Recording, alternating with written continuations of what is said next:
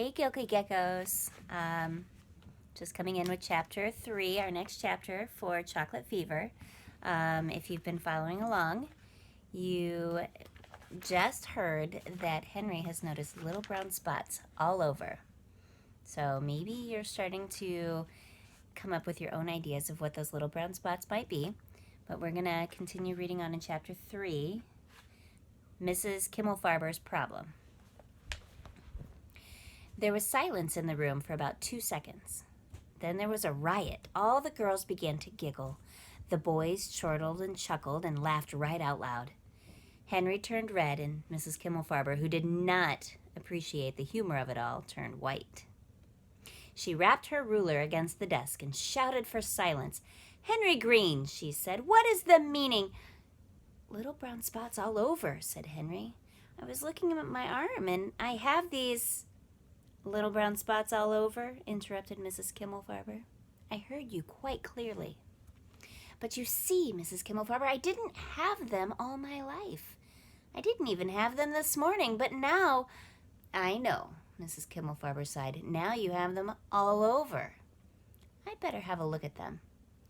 Taking Henry's arm, she led him to the window. She said as she peered at his arm. "Looks like freckles to me." "No, ma'am," said Henry. "It just can't be." "Why not?" said Mrs. Kimmelfarber. "Because I have clear and delicate skin, like my mother." "Is that so?" Mrs. Kimmelfarber said.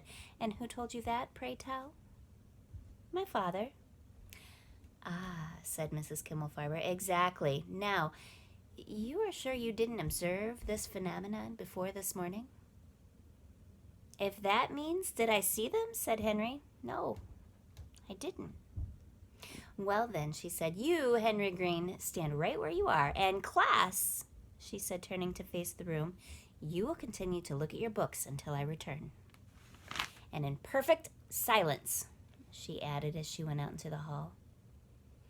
Henry stood as told, while the class looked at him. Mrs. Kimmelfarber walked the few steps down the hall to Mr. Pengallos' room. She looked through the doorway and waited until Mr. Pengallos glanced in her direction. Catching his eye, she waved him out into the hallway. "Listen, Phil," she began earnestly, "I want you to take a look at a kid." "For heaven's sakes, Dolores," said Mrs. Pengallos. "I'm right in the middle of America's Vespucci. Who has little brown spots all over his arms?" "Little brown spots?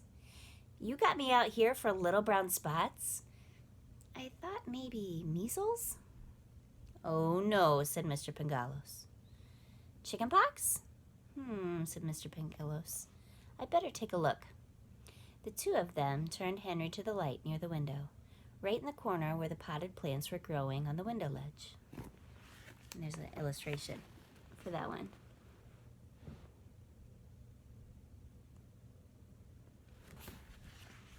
Mr. Pengallos poked and prodded and even took his eyeglasses out of his pocket and put them on. "Freckles," he said finally, "just freckles." "Are you sure?" Mr. Pengallos' round nose twitched, and he sniffed the air. "Chocolate," he said. "Have they brought the chocolate milk upstairs already?" "Forget the milk," she cried. "Look, now he has them on his face." "Oh, no," said Henry. "Oh, yes," said Mrs. Kimmelfarber. "Oh, my," said Mr. Pengallos. "And they weren't there before?" "No, 2 minutes ago that boy's face was as clear as day, and now—" Henry felt as if his heart were about to drop into his shoes. He swallowed hard and stared at the two teachers, who were staring at his face. "Little brown spots all over," said Mrs. Kimmelfarber. "And I see more of them coming out even as we speak." A tear, just one, welled up in Henry's right eye and began to trickle down his cheek, running slowly in and out of the little brown spots. So, clearly they're not freckles. Did you have some ideas of what you thought those little brown spots might be? And that phrase in there, this phenomenon, it's a big word. It's a big word that sort of means the whole situation, the whole thing. So, stay tuned. We'll pick up where we left off, chapter 4, called Pop. Bye, geckos. Hope to see you soon.